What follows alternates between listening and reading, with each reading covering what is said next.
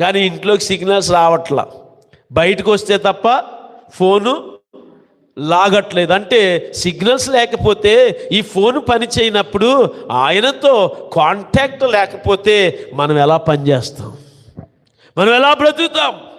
ఎంత స్ట్రాంగ్గా సిగ్నల్స్ ఉంటే అంత బాగా నెట్వర్క్ పనిచేస్తుంది. అలాగే మనం ఎంత బాండింగ్, దేవునితో మన బాండింగ్ ఎంత బాగుంటే అంత బలంగా దేవుని యొక్క శక్తిని మనం అనుభవించగలుగుతాం. గట్టిగా చప్పట్లు కూడా దేవుని వైపు.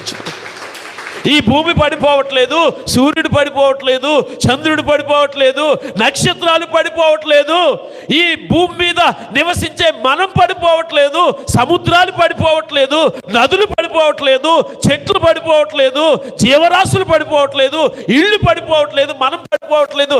అలాగా ఈ గుండ్రంగా ఉన్న ఈ భూమి మీద మనం అలాగ ఉన్నామంటే దేవుడు దానికి ఒక ఆకర్షణ శక్తి పెట్టాడు.